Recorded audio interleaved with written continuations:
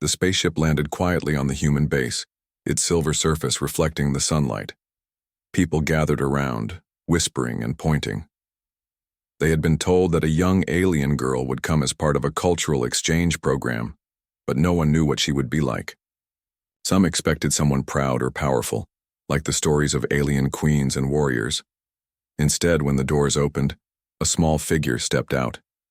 She was different from what most imagined. She had soft features, eyes that looked too big for her face, and a quiet way of moving as if she wanted to disappear into the background.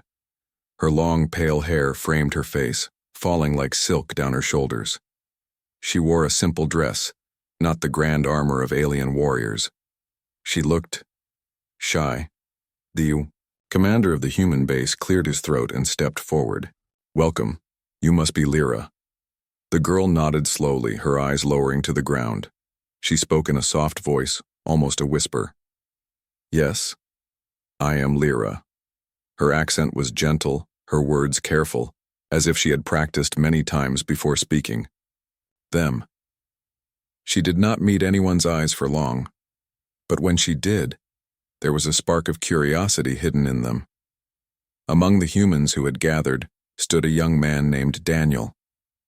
He was not a soldier or a scientist. He worked in maintenance, fixing machines and helping where needed. He had not expected to be part of the welcoming group, but he had been carrying a toolbox when the ship landed, and curiosity had kept him there. When Lyra's gaze passed over the crowd, it stopped for a moment on Daniel. She quickly looked away, but he noticed. There was something in her eyes, nervousness, yes, but also interest. The commander gave a formal speech about peace, cooperation, and the importance of understanding each other's cultures. Lyra listened politely, nodding when expected, but her mind seemed far away. She looked at the families who had come to watch, the children holding their parents' hands, the mothers adjusting coats, the fathers lifting little ones onto their shoulders. Her eyes followed these small actions carefully, almost hungrily, as if she was trying to understand something deeper than the words around her. After the speech, the crowd began to leave. Lyra was shown to her new quarters. It was a simple room, with a bed, a desk, and a small window. She stood inside for a long time, touching the edge of the bed as if testing whether it was real. On her homeworld, she had never had her own private space. Everything there was shared, controlled, and impersonal. That evening, Daniel was called to check on the electrical system in her quarters. He knocked on the door softly. "Come in," came the small voice. He entered, carrying his toolbox. Lyra sat on the bed with her hands folded in her lap. She looked nervous, her eyes darting to him and then to the floor. "The lights were flickering," she said, her tone uncertain, as if afraid she had done something wrong. Daniel smiled. "Don't worry, it happens sometimes. I'll fix it." He began working on the panel near the wall. Lyra watched silently. Her gaze followed his hands as he connected wires and tightened screws. Finally, she gathered enough courage to ask, "You fix things?" Daniel nodded, glancing at her. "Yeah, that's my job. Machines break, I repair them." Lyra hesitated, then whispered, "On my world, only machines fix machines, not people." Daniel chuckled softly. "Well, here, we like to do things with our own hands. Makes us feel useful." Lyra tilted her head, processing his words. "Useful," she repeated quietly, almost tasting the word. When Daniel finished, he stood and wiped his hands. The lights in the room glowed steadily now. "There. You go. No more flickering." "Thank you," she said, bowing her head slightly. Her voice was soft but sincere. Daniel gave her a friendly smile. "Anytime." He started toward the door but paused when he heard her whisper again. "Wait." He turned back. Lyra was fidgeting with the fabric of her dress, her cheeks slightly pink. Why do human mothers hold their children's hands?" she asked. Daniel blinked, surprised by the question. "Because they don't want them to get lost. And because it feels nice to be close." She lowered her eyes, whispering, "On my world, There is no hand to hold. For a moment, Daniel didn't know what to say. He could see the loneliness in her posture, the way her shoulders curled as if trying to make herself smaller. He nodded, slowly. Well, maybe here you'll find one. Lyra's eyes lifted, meeting his for just a second. There was a spark there, hope mixed with curiosity. But then she quickly looked away again, too shy to hold his gaze. That night, as the base grew quiet, Lyra sat by her window, watching the stars. Her heart was heavy with questions she had never dared ask at home. She had read about humans before, arriving, studied their books and data. But no amount of reading explained what she had seen: the warmth between families, the laughter of children, the soft comfort of a mother's embrace. She whispered to herself, "I want to understand." For her, understanding was more than just knowledge. It was something she wanted to feel. And deep inside, a thought was growing, a secret wish she did not yet have the courage to share. The next morning, Lyra woke early. The human base was already busy, with workers moving equipment and children running past the halls. She stayed inside her room for a while, hugging her knees to her chest. On her homeworld, mornings had always been strict. No laughter, no noise, just orders. Here, it was different. It was noisy, messy, but full of life. When Daniel came by to check if everything was working, she found herself waiting by the door. She opened it before he could knock. "Oh, hi," Daniel said, surprised by her quickness. He carried a small box of tools as usual. Lyra shifted nervously. "Good morning," she whispered. He smiled. "Morning. Did the lights give you trouble? Again?" She shook her head quickly. "No, I just wondered if you were coming." Daniel raised an eyebrow, amused but kind. "Well, here I am. Do you need something?" Lyra hesitated, her hands fidgeting. Her cheeks warmed, but she finally whispered, "Yes. I have questions." Daniel closed his toolbox and leaned against the wall. "All right, ask me anything." Her voice was so soft that he had to lean closer to hear. "Why do human mothers hold their children, even when they are tired?" Daniel tilted his head, thoughtful. "Because children need comfort.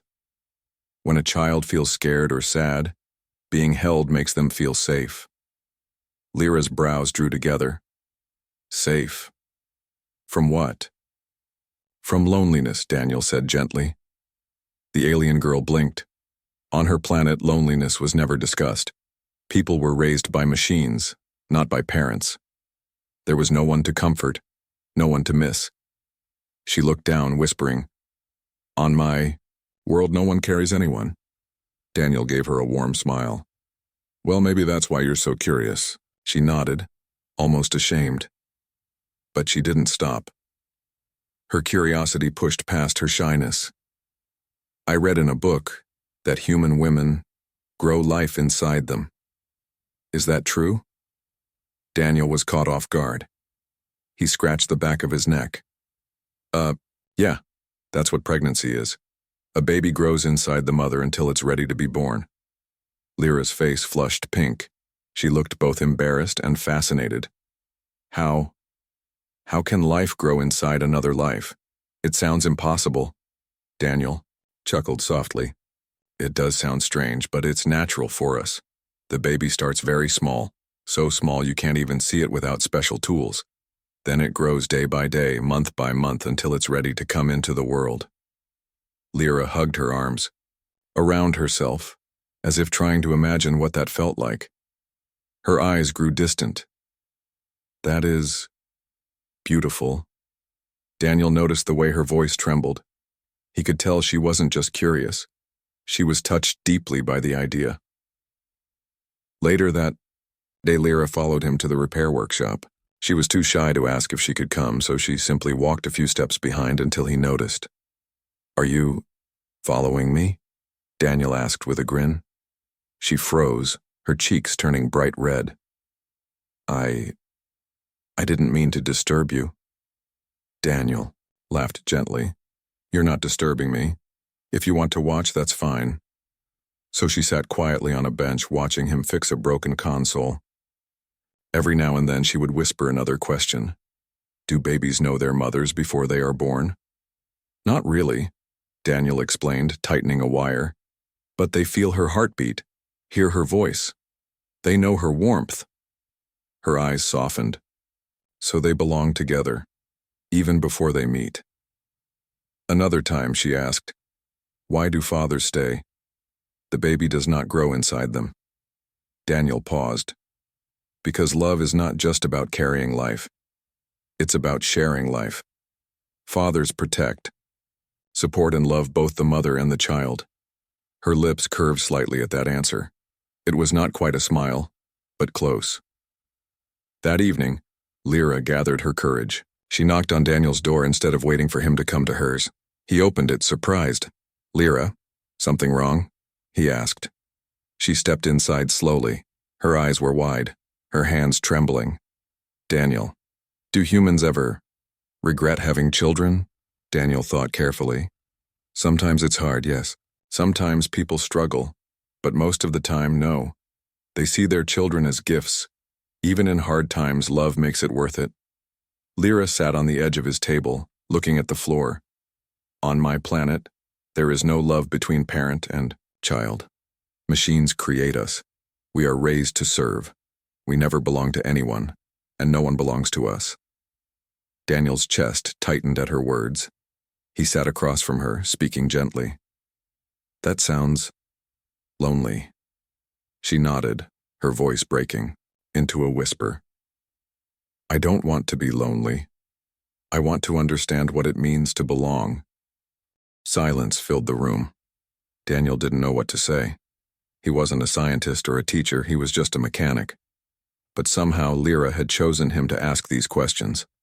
Finally, he said, Then maybe that's why you're here. Not just for the program, but to learn what family really means. Lyra lifted her head. Her shy eyes met his, and for the first time she didn't look away immediately. There was trust in her gaze. When she left his room that night, Daniel sat back in his chair, thoughtful. He had met many people in his life, but none like her. She was fragile, curious, and full of unspoken longing. He didn't know where her questions would lead, but he knew one thing. She wasn't just here to learn about humans. She was here to find something her own world had never given her. And deep inside, she was already forming a wish too big to hide for long. Days passed, and the human base grew used to seeing the shy alien girl walking quietly through the halls. At first, people whispered when she passed. Some pointed, others stared, but soon her presence became part of daily life. She was gentle, never causing trouble, always polite. Children liked her, though she was too shy to play with them.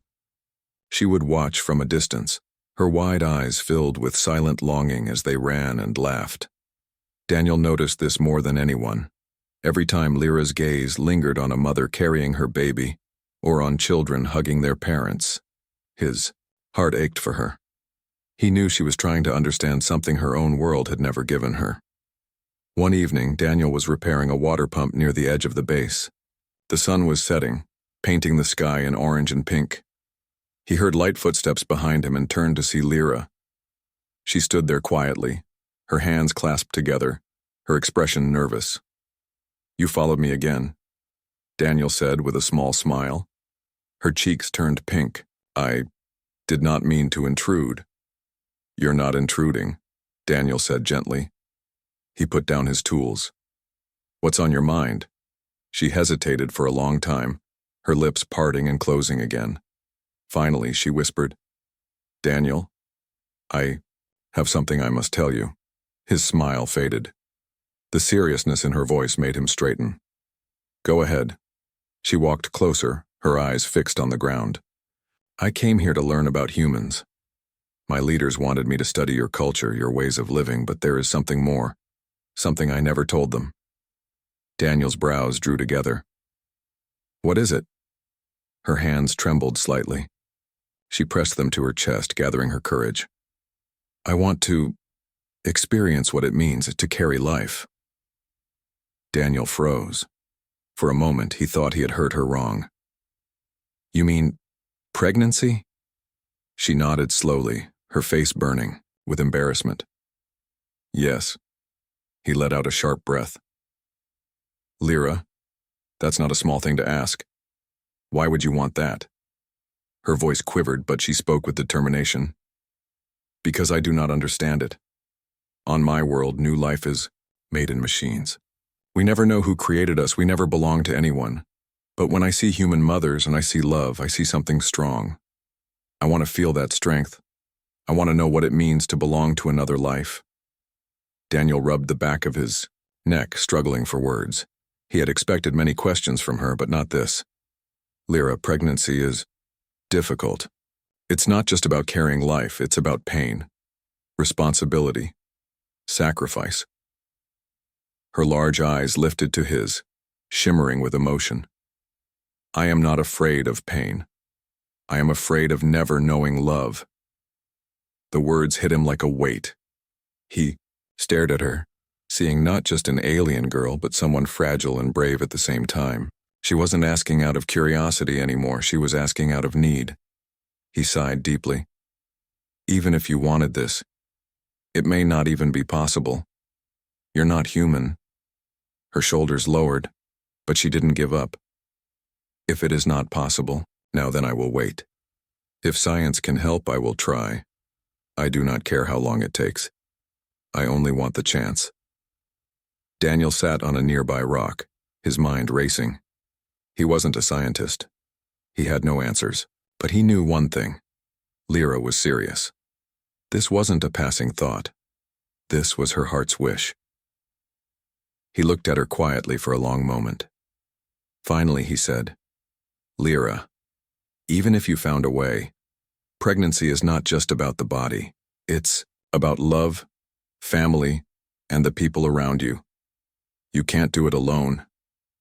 She stepped closer, her voice soft but steady. That is why I came to you.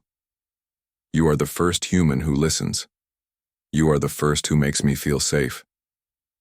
If I cannot, ask you, and then who else? Daniel's chest tightened. He didn't know what to say.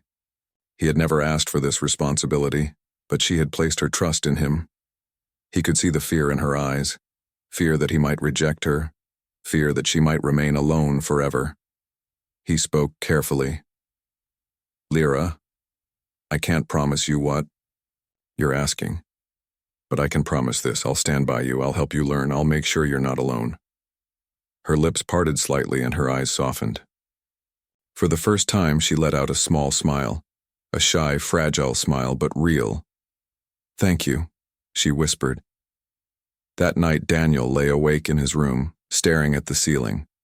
Lyra's words echoed in his mind. I am afraid of never knowing love. He wondered what kind of world would raise children without parents, without warmth. No wonder she longed for something different.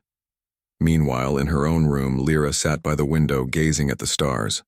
Her heart was racing, but she felt lighter than ever before. For so long, her wish had been a secret, too strange to speak aloud. But now Daniel knew, and he hadn't laughed, he hadn't scolded, he had listened. She whispered to herself, I will not give up. One day, I will know what it means, and in the quiet of the night, a new determination grew inside her. Shy as she was, Lyra had taken her first brave step. The next steps would be harder, but her heart was ready. The morning after Lyra confessed her secret wish, Daniel could tell something in her had changed. She was still shy, still soft-spoken, but now there was a new light in her eyes, determination. When she walked through the halls of the human base, she no longer only observed. She began to ask gentle questions, to others, testing her courage. People were surprised, but most answered kindly. Daniel noticed how the scientists on base had started to take interest in her too. Rumors spread about her unusual curiosity. One day, Dr. Karen Holt, a biologist, approached Daniel. I hear your alien friend has been asking questions about pregnancy, she said, pushing her glasses up her nose. Daniel hesitated. She's just curious, don't make it sound strange. Dr. Holt tilted her head, studying him. Curiosity is good. But she doesn't want just knowledge, does she? She wants experience. Daniel sighed, rubbing the back of his neck. Yeah, she told me, and honestly, I don't know what to do about it. Instead of laughing, Dr. Holt looked thoughtful. Maybe we shouldn't dismiss her. If she truly wants to understand, we can find a safe way. Not actual pregnancy, of course. Not yet. But simulations, learning models, sensory connections, enough to give her a sense of what mothers go through. Daniel's eyes widened. You can really do that? Dr. Holt smiled faintly.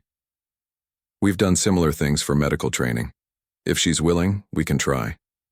Later that evening, Daniel told Lyra what the doctor had said. At first, Lyra's cheeks flushed pink and her hands fidgeted nervously. Simulations? She whispered. Daniel nodded. It wouldn't be real, but it would let you feel some of the things human mothers feel. Safely. She pressed her hands to her chest. Her voice trembled. Even that would mean so much to me. The next day, Lyra sat in the laboratory surrounded by scientists. She looked small in the large chair, her eyes darting nervously around the room. Daniel stood beside her, giving her an encouraging smile. Dr. Holt explained, this program will create gentle sensations, weight, pressure, warmth. It will not harm you. It's only meant to show what pregnancy feels like over time. Lyra nodded, her pale fingers gripping the armrest tightly. I am ready. The machine hummed to life. Sensors wrapped around her waist, chest, and back. Slowly, Lyra felt a strange warmth spreading across her body. Her eyes widened, her lips parting in surprise. It feels heavy, she whispered. Doctor? Holt smiled. That's the point. Carrying life is not light. Daniel leaned closer. You okay? She nodded quickly, though her face showed awe and disbelief. It is so real. As days turned into weeks, Lyra returned to the lab often. Each time she grew more comfortable. She would close her eyes during the sessions, her hands resting gently over her abdomen, imagining what it would be like to truly carry life inside her. Daniel noticed how these experiences began to change her. She became less shy, more open. Once he found her sitting with a group of children, letting them show her their toys. She laughed softly when a small girl handed her a doll. You look good with that, Daniel teased later. Lyra blushed, holding the doll close. It felt right. One evening after a long session, Lyra and Daniel sat outside under the stars. She leaned against the railing, looking at the night sky with quiet wonder. Daniel, she whispered, before, I only wanted to understand pregnancy. But now, I realize, what I really want is family. Not just the feeling in my body, but the bond that connects people. Daniel's heart softened. That's what makes pregnancy special. It's not just biology, it's love. Lyra turned to him, her eyes shining. When I sit in the simulation, I imagine a small heartbeat inside me. And I imagine someone waiting beside me, always there, always protecting. That thought makes me feel warm. Daniel smiled gently. Sounds like you're beginning to understand. She lowered her gaze, her voice barely audible. I think what I really wanted all along was to belong. To someone. To something greater than myself. Daniel didn't answer right away. He simply stood beside her, giving her the comfort of his presence. She didn't need complicated explanations. She needed to know she wasn't alone. In the following weeks, Lyra's transformation became even clearer. The shy girl who once avoided eye contact now began to greet people with small smiles. She joined the humans during meals, listening to their stories. She asked mothers to tell her about their children, and she listened as if each word was a treasure. One day, a toddler ran toward her and stumbled, falling. Without thinking, Lyra rushed forward and lifted the child gently into her arms. Her child clung to her, and she froze for a moment, stunned by the closeness. Then slowly her arms tightened around the little one, her eyes filling with tears. Daniel, watching from a distance, knew then that she had already begun to find what she was looking for. That night, Lyra whispered to him, "When the child held me, I felt something deep, like I was not empty anymore." Daniel's chest tightened with emotion. "That's the feeling of belonging, Lyra. That's love." Her eyes softened, and she gave him the faintest smile. "Then maybe I am no longer alone." In that moment, Daniel realized that her journey wasn't only about learning pregnancy, it was about finding her place in the universe. She had come as a timid outsider, but she was slowly becoming part of something bigger, a family, even if not by blood. And though her path was still uncertain, one thing was clear: she would never face it alone. Weeks had passed since Lyra first stepped onto the human base. The shy alien girl who once hid behind her silence was no longer the same. She was still quiet, still gentle, but now her eyes carried a new light. She had learned more than she ever thought possible, not only about humans but about herself. Daniel noticed the change most of all. She walked differently now, with a softness that carried strength. She smiled more often, even if her smiles were small and shy. And she had grown closer to the children, who adored her. Sometimes Daniel would see her kneeling in the courtyard, surrounded by little ones as they tugged at her hands and clothes, showing her their drawings or toys. She never pushed them away. Instead, she listened as though every word they spoke mattered. One afternoon, Lyra sat with Daniel in the garden near the base. The air was warm, the sound of laughter echoing in the distance. She held a flower in her hands, turning it carefully, as if it were the most delicate treasure. "Daniel," she whispered, her eyes fixed on the petals, "I think I understand now." He leaned back on the bench, watching her. "Understand what?" Her voice trembled with emotion. "When I first came here, I wanted to experience pregnancy because I thought it was the only way to feel what humans feel. But now, I see that it is not just about carrying life. It is about sharing life. It is about belonging to someone and letting someone belong to you." Daniel smiled softly. "That's family, Lyra." She looked up, her eyes shining. "Family," she repeated, tasting the word like it was both strange and beautiful. "On my world, that word has no meaning. But here, it feels real." For a long moment they sat in silence, listening to the wind. Then Lyra continued, "When I held that child the other day, I felt something warm inside me. It wasn't from the simulation. It wasn't from science. It was from the child's touch. That is when I realized, I don't need machines to feel. I just need people." Daniel's chest tightened at her words. He had seen her struggle, her curiosity, her longing. And now, hearing her say this, he knew she had finally found what she was searching for. That evening, Dr. Holt invited Lyra to the lab one last time. The scientist wanted to show her the final stage of the simulation, a complete experience that represented the final moment of pregnancy, the bond of mother and child. Lyra agreed, though her heart was nervous. Daniel stood beside her as the sensors were placed around her once more. Dr. Holt spoke gently. "This is only a program, Lyra, but it will give you one last glimpse of what it means to carry life." The machine began. Lyra closed her eyes, her breathing soft. She felt the familiar weight and warmth around her body. But then something new. A rhythm, faint but steady. A heartbeat. Her lips parted in wonder. "I hear it," she whispered. Daniel leaned closer. "What do you hear?" "A heartbeat," she said, her voice shaking. "Not mine. Another one. Small but strong." Tears welled in her eyes. She placed her hands over her chest, overwhelmed by the sensation.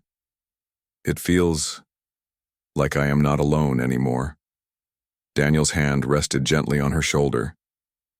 "That's the bond, Lyra. The connection between two lives." When the simulation ended, Lyra opened her eyes slowly. Tears slid down her cheeks, but she was smiling. Not the shy, uncertain smile from before, but a smile full of peace. "Thank you," she whispered to the scientists.